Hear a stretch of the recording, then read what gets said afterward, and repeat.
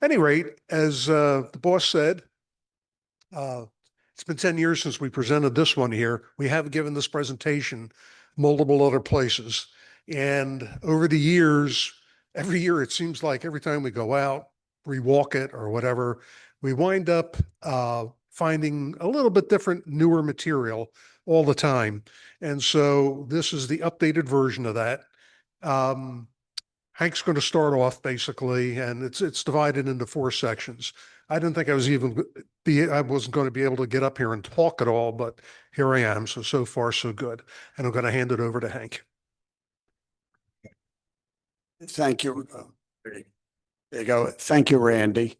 Uh, Good evening, everybody in the audience. Good evening to everybody on Zoom. I appreciate you watching and coming out in person to watch our presentation. This presentation is kind of personal to Randy and I because it's 10 years old, and the railroad that we're going to talk about, the branch line we're going to talk about, is in our backyard. It's Haddonfield, Cherry Hill, etc. So it's very local to us. And we have found more images and more details about this. And here we go. An historic perspective of all rail transportation from Haddonfield to Medford on the Pennsylvania Railroad Medford branch, 1881 to 1931, and featuring its origins from the Camden Atlantic. On the left is an image from Orchard Station, which we're going to go over all the stations. On the right is a map, and we'll talk about that map as well. So the origins of the Philadelphia, Marlton, and Medford Railroad comes from the Camden Atlantic, okay? Not the first railroad in New Jersey. I'm sure a lot of us know it was the Camden and Amboy, but that does get an honorable mention tonight. So the Camden Atlantic started in 1852 with Dr. Pitney's idea of a healthier U down the shore. And July 1st, the first train rolled out, and it did go through Haddonfield on July 1st. This was taken in Haddonfield Station. It was then the Camden Atlantic, and meet Elmer Whitehead, leaning against what looks like a semaphore, but I'm not sure.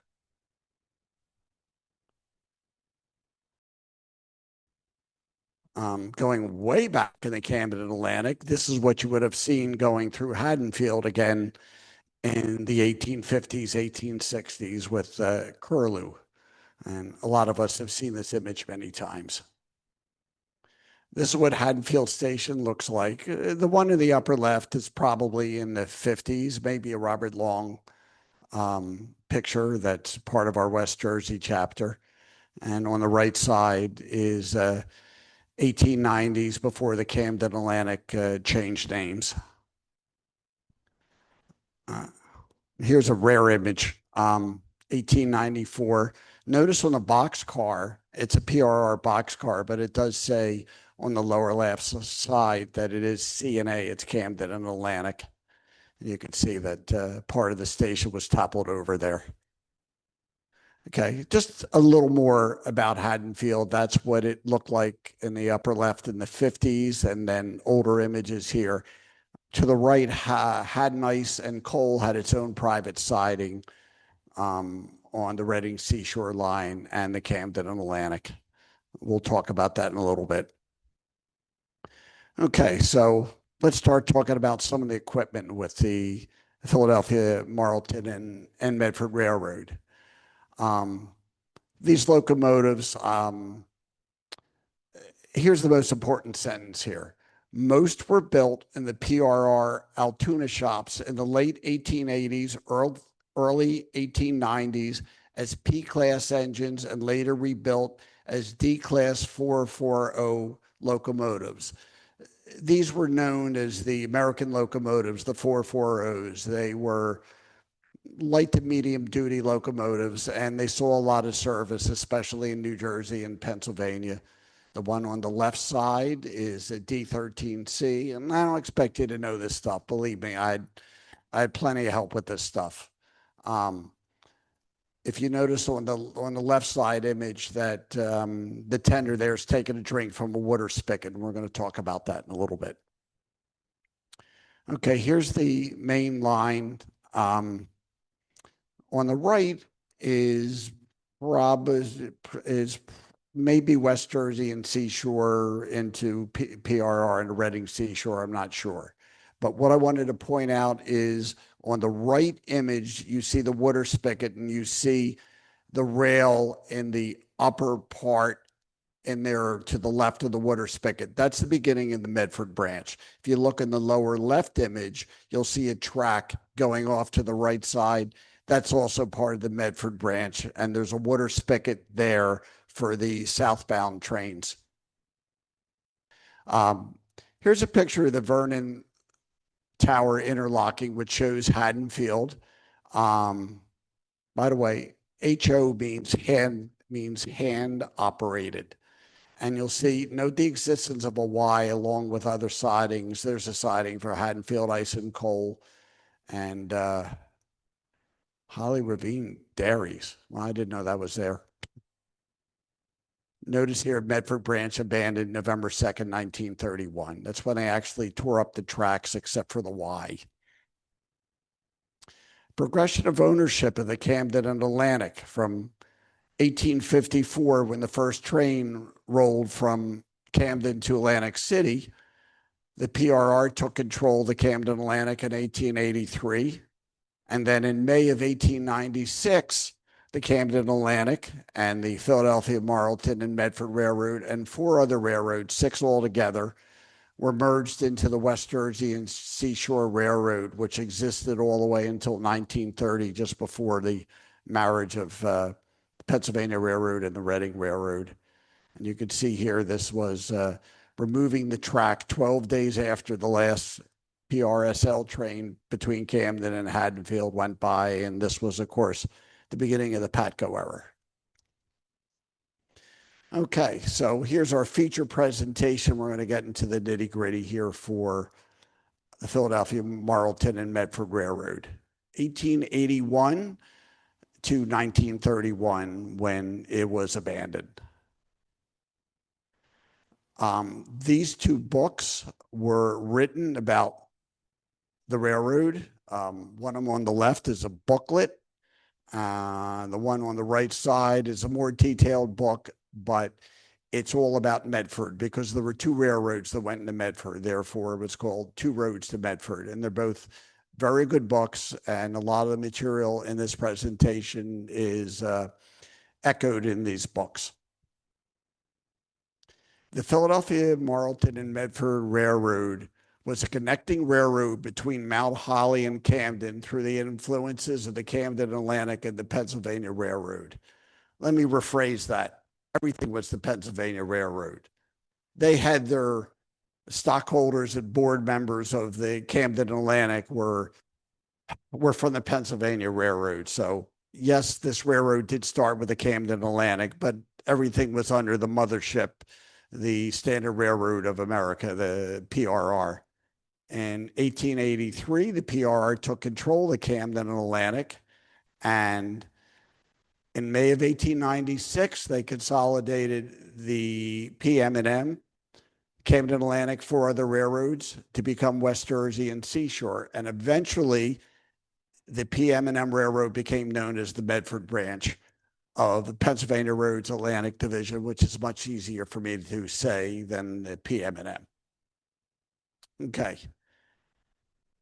This yellow line shows the thinking that went into the Philadelphia, Marlton, and Medford Railroad. You see the Camden and Atlantic going through Haddonfield. You could see the Camden and Amboy line, which was taken over by the PRR, of course. And you could see this hole between Haddonfield and Medford. So the Philadelphia, Marlton, and Medford Railroad connected those 2. So 12-mile line connected Haddonfield to Medford. That allowed people to go from Medford up to Mount Holly through the Pemberton line, eventually out towards the shoreline and north, and going from Medford to Haddonfield. You had a choice of going to Camden and eventually Philadelphia, or Haddonfield down to Atlantic City, Wildwood, Cape May, et cetera. So you could see that it didn't take much to figure out that they needed a connecting line in there. And that's how the PM&M Railroad came about. I'm just, you could read a little bit in here. The PM&M was built from Haddonfield to Marlton in July of 1881. I'm going to read the one paragraph in the middle column. The connection made in Medford with the Mount Holly branch completes the line between Philadelphia and that point with continuous lines to various important connections in other places. The Camden Atlantic Railroad having come under the government of the Pennsylvania Railroad System, et cetera, et cetera, et cetera. So you could see this was a PRR move to connect the two so they could get passengers to the shore, to Philadelphia, to all areas of the Jersey Shore. By the way, this blue sign is at the Medford Station today.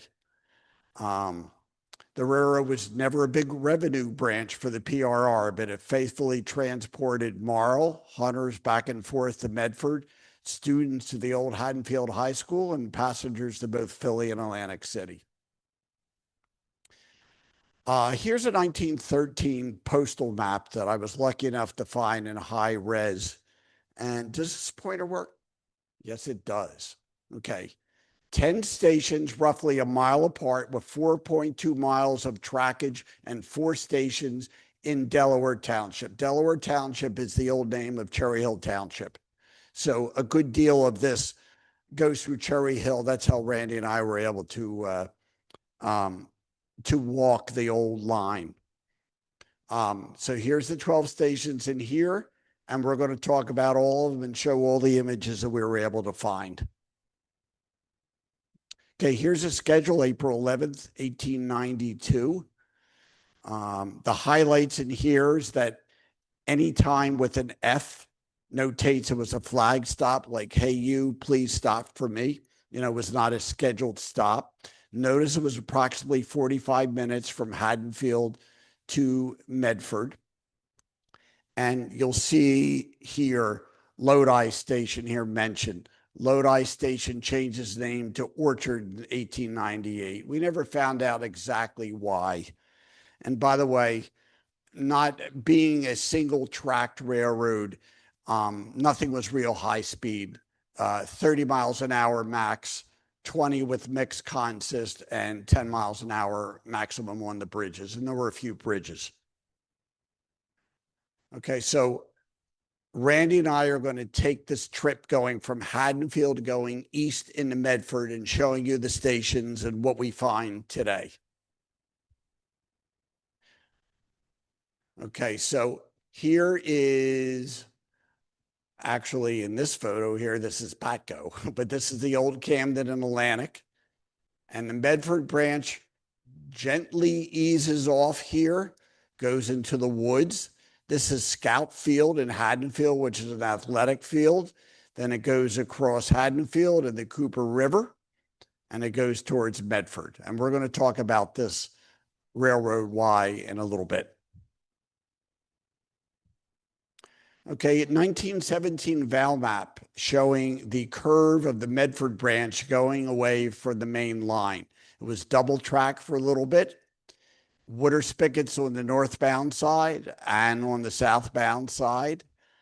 There was a compressor house and a tool house. Here's the tool house right here, listed here, but we're going to show you a picture. So going from Haddonfield to Medford in railroad terms is going south. Going from Medford to Haddonfield in railroad terms is a northbound train. Here's the actual very beginning of the Medford branch here in Haddonfield. Okay, 1913 image. Some of these images we got directly from the Historical Society of Haddonfield, and they asked that we give them credit for it. So northbound southbound of the main line, and here's where the Medford branch started.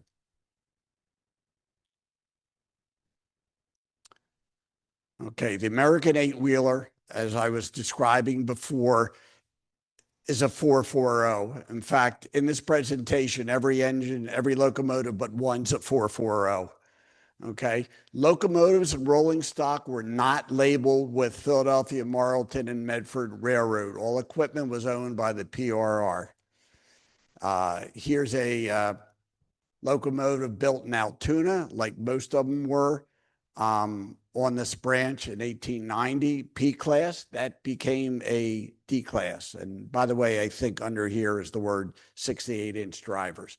So here's the main line. So this would be the West Jersey and Seashore here. And here's the Medford branch as it curves eastward. P class locomotive before it became a D class. Scout Field here is on the right. That's where the Y was built after 1937, I believe. That's a Haddonfield Historical Society picture. Robert Long took this photo in 1952, showing a close-up of the water tower and the curve into the woods here. This is a very neat view because this really shows the Medford branch curving towards Medford and here. You could walk this part here going into here. I mean, Patco property goes about here. There's no sign of the water tower whatsoever. And by the way, notice that the water is frozen here in the spigot, and here comes a northbound train from presumably Atlantic City. Here's a compressor house that you don't normally see this image in here. Again, here's the Medford branch curving along. West Jersey and Seashore locomotive assigned to the Medford branch. Class P American type engine rebuilt into a D class. This is a D13C built in 1889. Again, another built in the Altoona works for from the PRR. Bless you. Here's railroad ties that are part of the curve that goes from Haddonfield, where Haddonfield Station used to be, into the woods. We went back another time and you can't even find these. A lot of these pictures that you see in here that are close to current day, just nature has reclaimed these. Heading southbound towards Medford over the south branch of the Cooper River. Okay, we'll explain the next couple slides. This is where Tavistock Condominiums is. And you can see the remains of this bridge today by going to Tavistock and parking in the parking lot. Yeah, all yours. Back to Randy. Once we're past just out of Haddonfield, as you can see from back here, this was the first major bridge that existed over the Cooper River. And it's on Haddonfield is the left, Delaware Township is on the right. And that's actually March 13. That's actually steel truss you see there. You're going to see some extremely old original pictures of the original wooden truss that was there and beam. And here's a picture as if you're looking, you're in Haddonfield looking out towards Delaware Township. You can see where the future Uxbridge and future Tavistock would be. And the PM&M rails were originally laid as 60-pound rail with sections of 100-pound rail laid at a later date in different sections. And if you notice, even at this point in time, you'll notice the, even in Delaware Township, it's amazing. There was a reasonable amount of people living there. Here is the original bridge. It's pretty amazing. And if you notice very carefully along here, there is a fence, which is the marking out the right of way for the railroad. Again, This is circa 1913. He's heading into Haddonfield. And you can see there's the steel bridge over there. However, bad things do happen when you sometimes don't get things right. And on Christmas Eve, 1911, I cannot imagine working on Christmas Eve, but okay. When they went to put the steel span over the Cooper River, unfortunately, it fell through and 2 men were killed and 5 were hospitalized. And if you go back there today, behind Tavistock, and even on the Haddonfield side, which is where the Haddonfield Public Works Department is, you can still see there are original wood pieces still there, and cement. You can see the wood one here. The cement is kind of over here. Here's another one back over here. And you can see from the 1931 aerial, there's Haddonfield on that side, Delaware Township on this side. Actually, it looks higher than, it's actually a pretty tall bridge considering what it was. And if you were to stand at Tavistock with a trestle behind you and literally look straight down the middle of the picture, that's where the rail ran. And just to get your orientation here,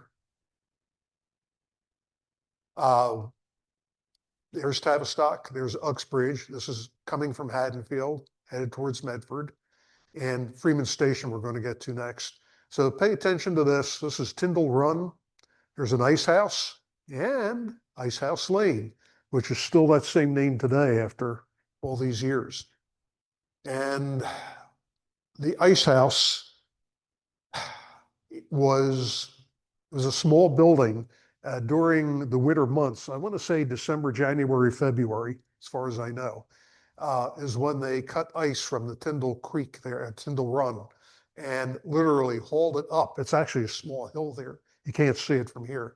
And hauled it up to the train to ship into Philadelphia and other places, Camden and whatnot.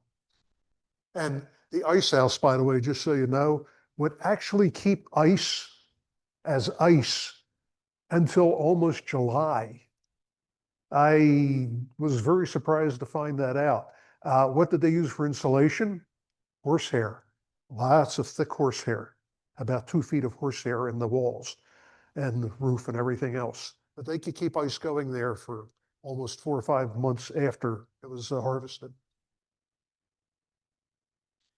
And in the left picture, this is looking towards 561. Again, looking towards Medford. And the rail bed is right over here. This is Ice House Lane right here. And if you were to literally do a 180 and turn around, look back towards Haddonfield, there's where the rail ran.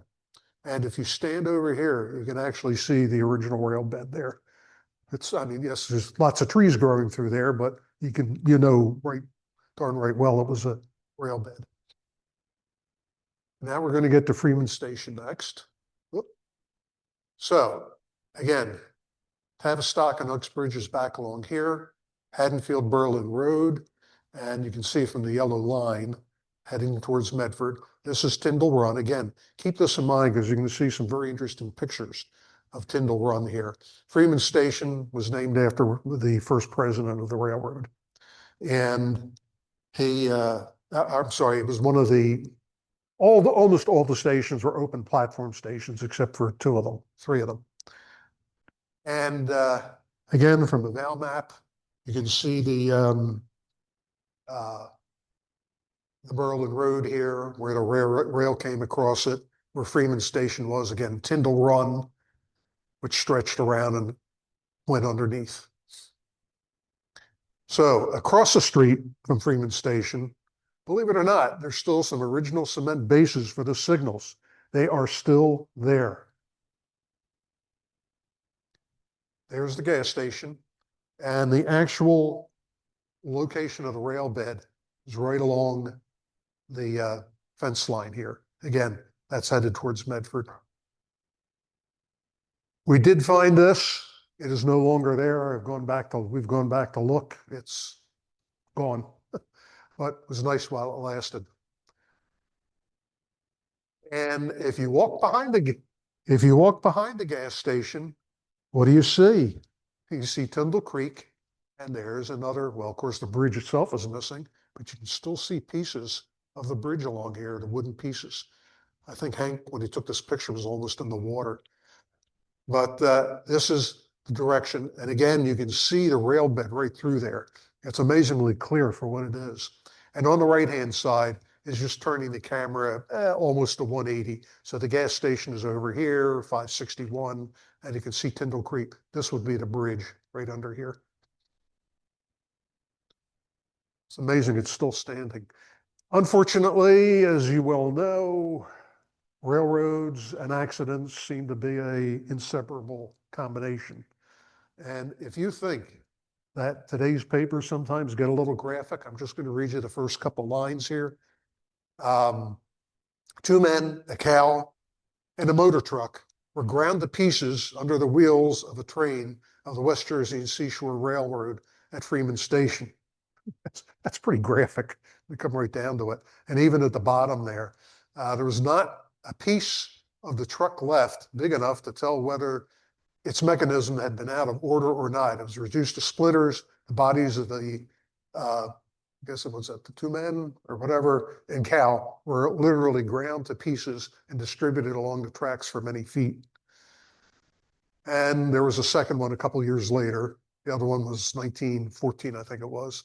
And there was another accident, but this was with a jitney. So we're going to keep traveling east.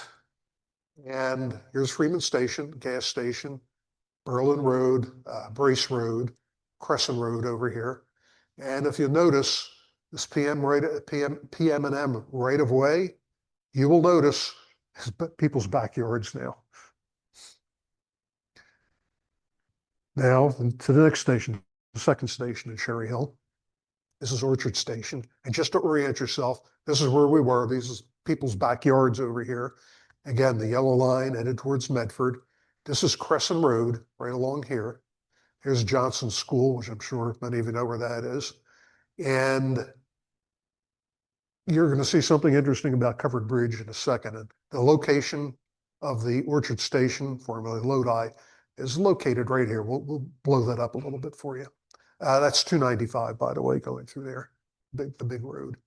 And so here in the Val map, you can see the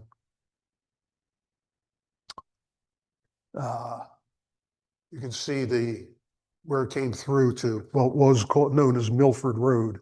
Milford, just so you know, is at the end of Crescent Road where it meets Route 73. That was Milford. Eventually changed to Crescent. You'll notice there's a little bit of creek through here. You're going to see that in a minute. Johnson School. And of course, the station on the right-hand side. And there's Johnson School. There's one of the creek things. The outlet, still there. On the right-hand side, basically, there's where the rail ran right through here. And on this township map here we found, you can see how they oriented it here. And if you look very carefully on the Val map, you will see not only the station here, but there's a turnout. Not all stations had a turnout. This one did, because of the fact that, again, there was a lot of produce that went through there. And here is from a early 1900s map, again from Haddonfield Historical Society. There's the PM&M Railroad, Tyndall's Run, and you'll see. And what we wanted to point out with this was, by the way, there's a Camden Atlantic tracks you can see through here. And notice that funny name over there? That was a real place in Delaware Township, Pikes Peak. And eventually became Woodcrest Station.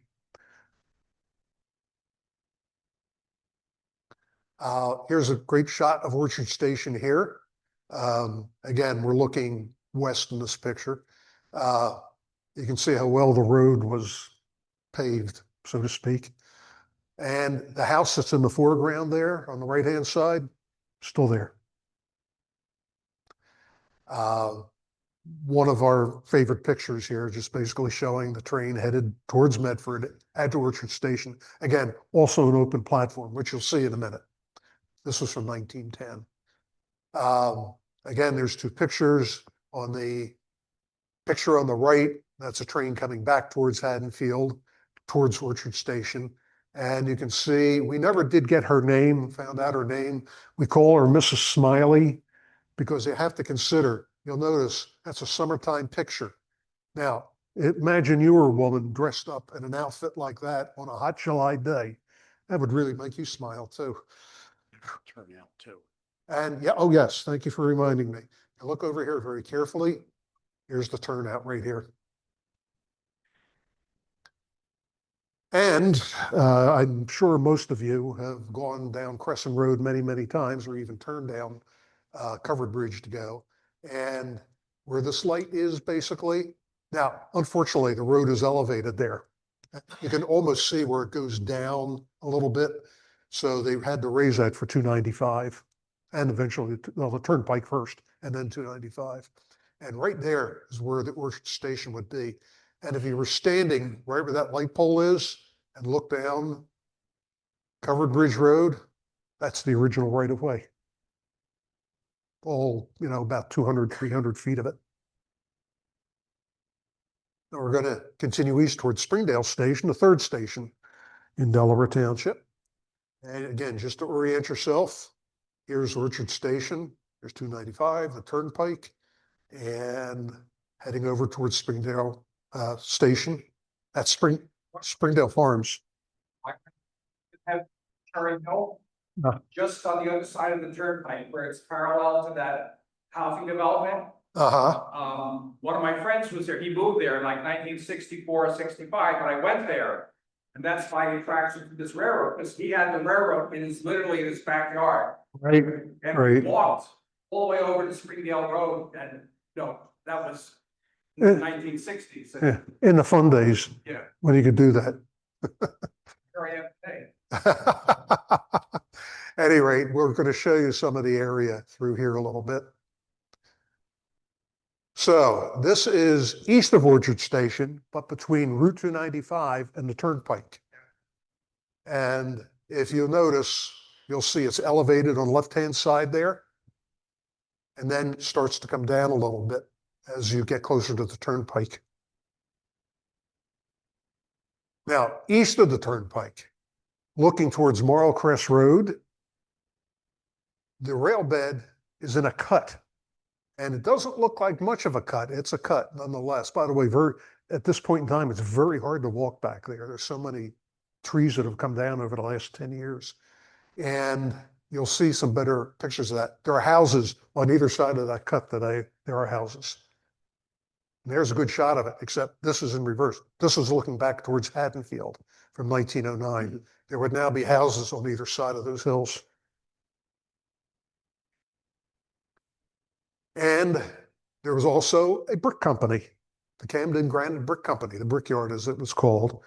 And here is Crescent Road, here's Cuthbert, Marl Crest, New Road, Brickyard Road. It had 4 names over the years.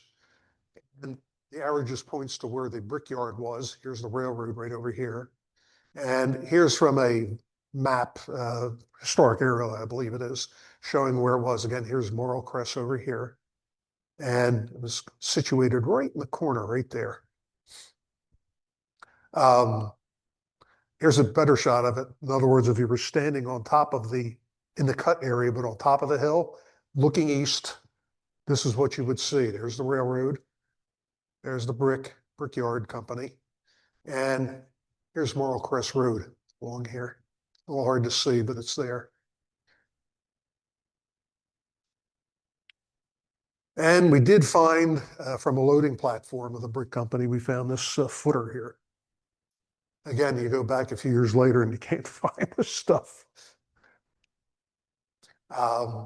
Again, here's looking in the cut a little bit. And there's houses on the left, houses on the right. And there's still discarded ties down there from 1931 and earlier. That's just one of them, but there are many others. So we continue east. Here's where we were. That was the Brickyard. Here's Morrill Crest Road. Continue straight across these two houses here. And right along here, don't look at the, I know you can't see it from where you are, but if you would look at the price of the houses, again, this picture's from almost 10 years ago. The prices of the houses are half of what they are now.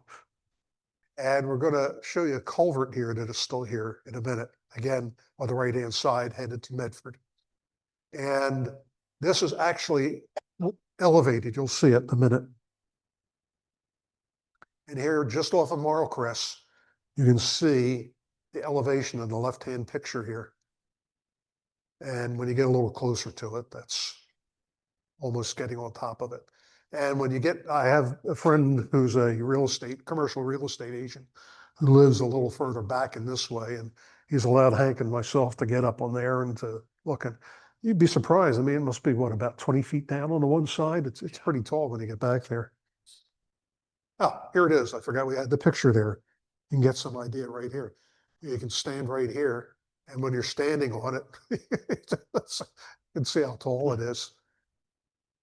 And that's people's backyards. You go about another 200 feet, 300 feet down from there, there is still what's left of a culvert, believe it or not. You can see from the Val map down here, it's shows where it goes over. And it's a combination of brick and other stuff. It has been slowly collapsing. These are somewhat newer pictures, but we've been watching this whole thing collapse into itself. It's a shame. Hopefully it'll be there going forward. All right, and it is time for Hank. You may ask, how are we so sure where the right of way was through backyards, through public area? We had help from someone that we reached out almost 10 years ago, and he had access to all the Val maps that we had on the Medford branch, and he drew an engineering map for us that is plus or minus about 20 to 50 feet. So in case you're wondering how we knew that we were dead on with the right of way, other than the landmarks, the land, et cetera, the depressions, the cuts, that's how we knew. So we're approaching Springdale Station here, and we're going to talk about the elevated rail bed again. See, there's cuts, there's cuts, and there's elevations. I think that they worked very hard to do these 12 miles of railroad, and this was 1881. We're going to mention about what three pipes is, the drop off, and we're going to go to Springdale Station here. Okay. Now, Mike, to answer your question here, we stood on the right side of the law here. Okay. It says keep off. All right. But notice that this is an elevated track bed. It falls off a lot here, falls off a lot here. We're looking towards Haddonfield with this. Here's what it looks like on a historic aerial. Springdale Station is here, and I'm talking about this area right here. It's the area of Barbara and Winding Drives. It's called the Voken Tract. It's the area, let's just say, off of Crescent Road before Springdale. 1970 Val maps shows us the area where Barbara Drive is, and it shows the north branch of the Cooper Creek. And there used to be a bridge here, which they took out and replaced it with cement line pipes. So it's called three pipes. And you can see there was a scout troop here at one time. So this is Eddie Fell's diagram. Some of you are familiar with his work in here. So when he was with the West Jersey and Seashore, he mapped this out. So this used to be known as Bridge 117, but is replaced with these 3 pipes. So that's why it's called 3 pipes. Better view of it. Here's the elevated track bed, and Muhammad Ali's former home is right on the other side of that. That's in the Voken tract. All right. Again, marvel of engineering. Here's the elevated track bed. There is a significant drop off here. And here's our mystery here.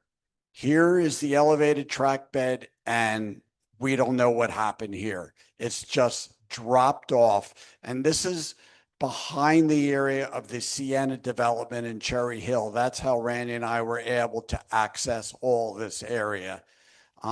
Here's the elevated track bed, and boom, it's gone. That's what it looks like. A significant drop off in here.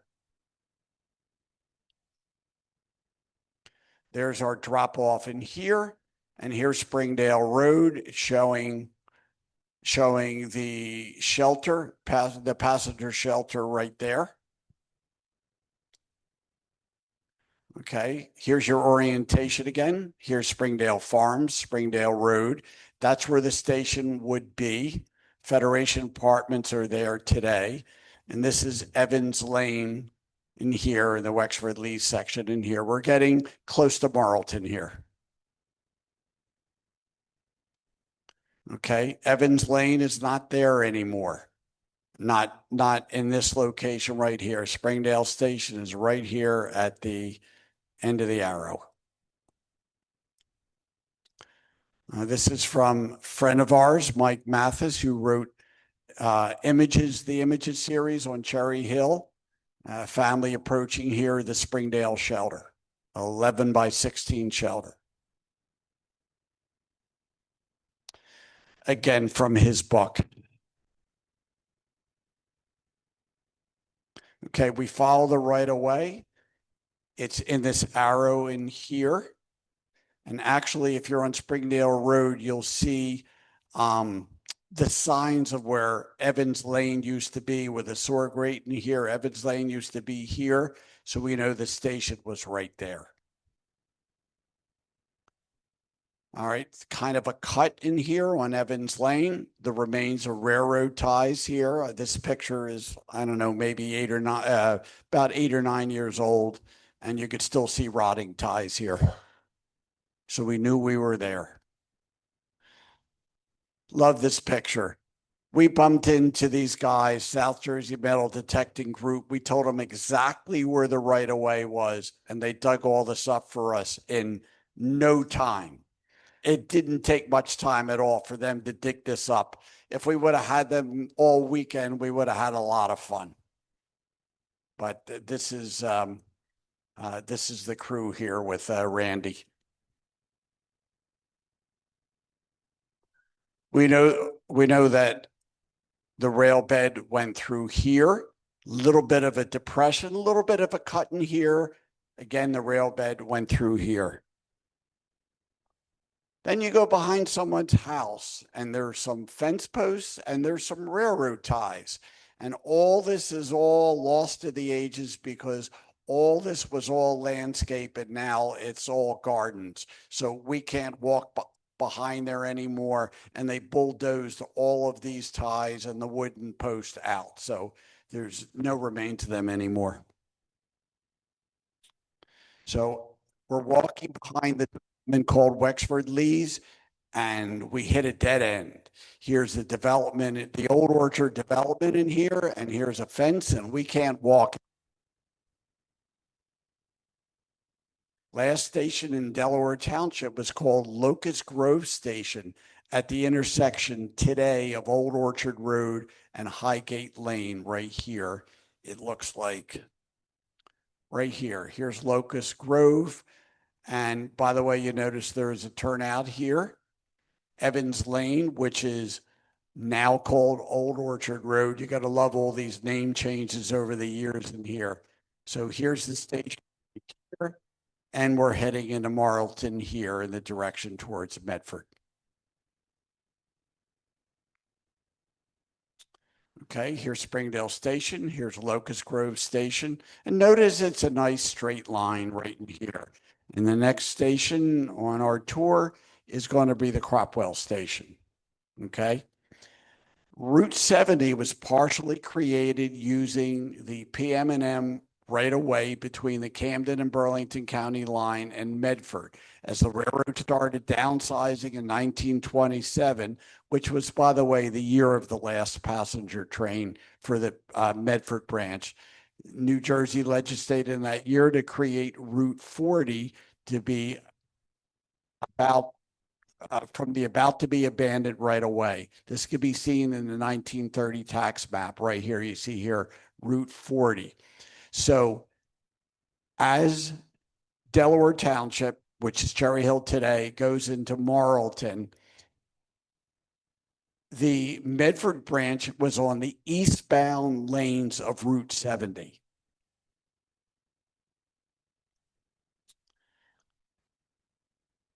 We should have drawn a line in here, but the Medford branch went right across through this gas station. This is Old Marlton Pike, and Route 70 is right here. Okay, you'll take over in about 2-3 slides here. Okay, so Cropwell Station here. Here again is the intersection of Delaware Township and Burlington, Camden County and Burlington County. All right, next station is Cropwell. And then after Cropwell is Marlton, and Marlton Station is between Locust Avenue and Cooper, and we took a picture just for you for this presentation. Okay, here's looking north at the back of the Cropwell Station, 1910. The ever famous picture of maybe who was the station manager there. 6027 locomotive is the Baldwin class here. So we're getting away from the Altoona engines. Class D16SB. McDonald's today on Route 70 is where the Cropwell Station used to be. All right. Thanks to John Burlage for these photos. This is the Cropwell Station imaged in 1987. It was accidentally knocked down by a contractor, and there is a newspaper article about that. We weren't able to find it, but there is an article out there about this station. Typical PRR design. You could see how the shelter extends over there to assist the passengers so they don't get wet in bad weather. Shame they knocked this down. Here's Cooper Avenue in here, one of as you could see, it borders over the Marlton Station.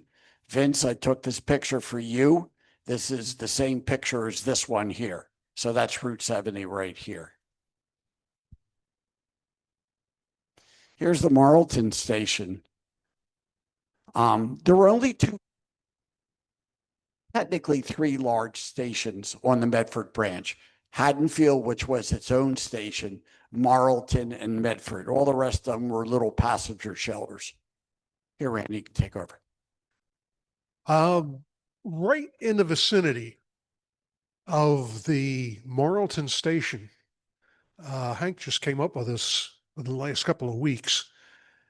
I'm sure 103% of you already know where the name Marlton came from, obviously, from Marl.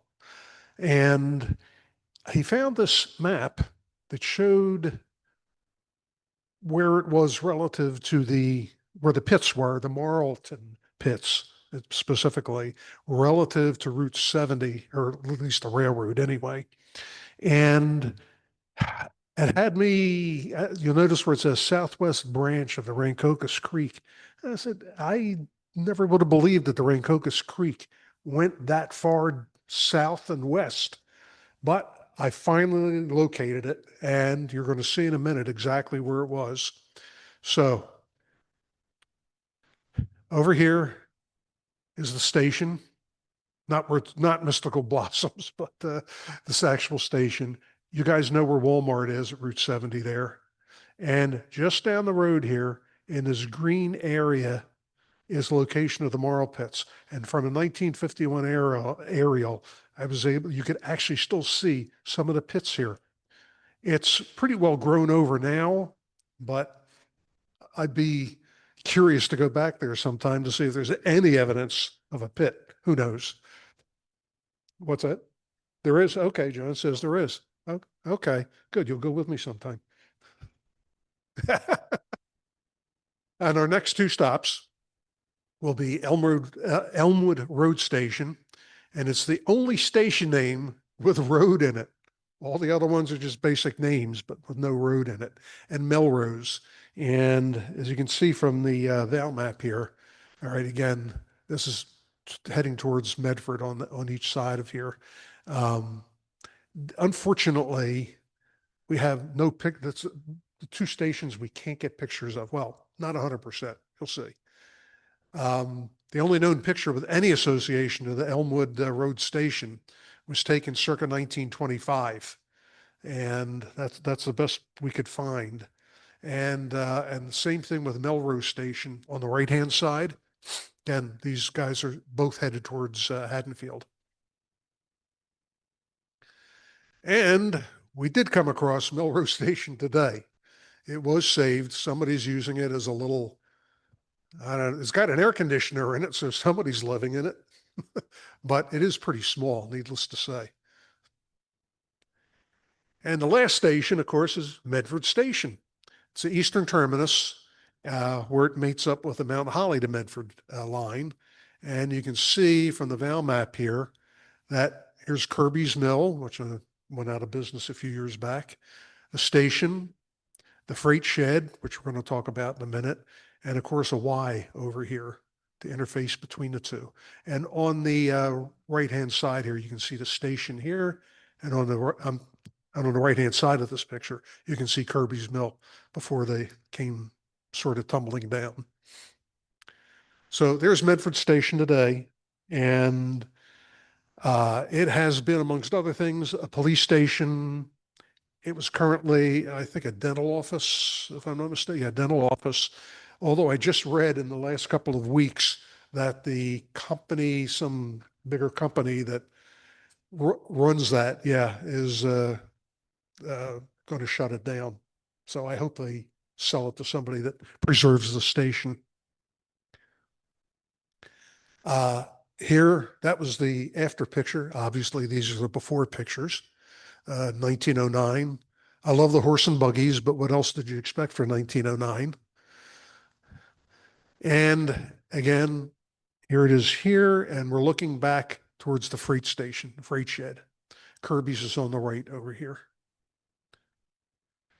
And in these two pictures, on the left-hand side, the engineer standing tall and proud next to his beauty there. You can see the station, but the shed is where this picture was taken from. And on the right-hand side, there's a father greeting his daughter in 1914. The only thing I noticed that was a little strange in the picture, check out the guy's hat. Is that a clown hat? Yeah, who wears a checkered, black and white checkered hat? Oh, well, 1914. What can I tell you? So what caused the end of the PM&M era? There was a start of more and major road improvements in the 20s and into the 30s. Truck and car production ramps up. The opening of the Ben Franklin Bridge, which was the Delaware River Bridge at the time, opening in 1926. And believe it or not, the biggest killer was the stock market crash of 1929. That really helped put the nail in there. Milk was an important source of revenue for the PM&M until improved roads and trucks took over milk shipping. It's a lot easier to get trucks to deliver milk. And rail traffic was dependent on agriculture and the needs of the small farming communities it served. And when that sort of went to trucks, that was the problem. In 1926, as passenger traffic started to slow down, they experimented with the Meadow Mouse, as they called it, for passenger traffic. And you can see that's at Haddonfield Station. Extremely unreliable car. It used a gasoline engine of its time for 1926, and they didn't last long in service. And then finally, due to a decline in traffic, passenger service was abandoned in 1927. And after that, freight traffic was limited to running between Haddonfield and Orchard stations. The entire Medford branch was officially taken out of service and abandoned in November of 1931, with the exception of a half-a-mile track extending from Haddonfield and a few hundred yards of track in Medford. And there's the official ICC card taking it out of or for abandonment. So if on the right hand side, that's the station. Here's Kirby's before it went south. You can see the siding over here. We still had it available but we could see it. And so what happened after Kirby's Mills closed in 2015? That's what happened to it. It's now 4 eateries. 5 eateries, actually. And when we went back again, we looked, and behind the building, there's the station, Medford Station. They couldn't, for whatever reason, they couldn't completely hide the track. It's still there. And this is fairly recent. So what happened to the freight shed we were talking about? It was moved about 300 feet south of its original position near the station and used for various purposes up to 2007, and then subsequently abandoned. Here it is today. I know it says 2022, but as of 2025, it's still an ice cream house. And actually, Hank, you're up on this one. So we're back to the sign here that you could currently see in the Medford parking lot in here. 12 miles of track laid almost 145 years ago encouraged the growth of agricultural and land development between Haddonfield and Medford. Between Haddonfield and Medford, there was only Marlton. There weren't any other towns. And so this railroad was that important to connect these towns together, allow access to from Philadelphia all the way to the Jersey Shore. And we referred to this in the beginning, that in 1931, when they abandoned the Medford branch, for the Reading Seashore line, they needed a way to turn around steam locomotives. After the steam locomotives that era was gone, they didn't need the Y anymore for that. So you could see here that a steam locomotive would come like this and come like this and come like that. They were all hand operated switches, and that Y. Here's a picture, and the only picture that Randy and I have ever found of the Y that was built in 1937 of the turnarounds for the Camden to Haddonfield locals. So you can see part of the Y here. So we'll get a little nostalgic here. We'll go past the abandonment, and we'll take a look at the Y being taken advantage of here with the Reading Seashore line.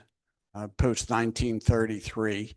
Now, the steam locomotive here is facing north on the Medford branch, probably awaiting orders to go on the track.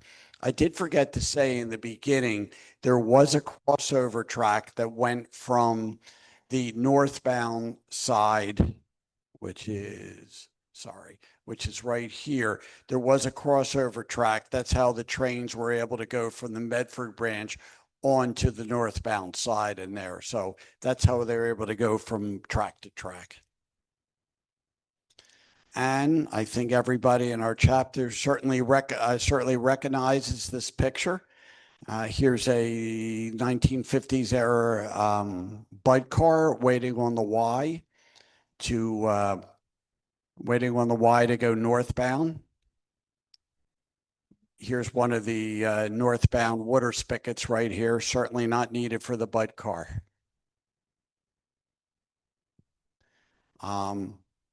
I would like to thank certain individuals and these publications here, especially the Library of John Burlage.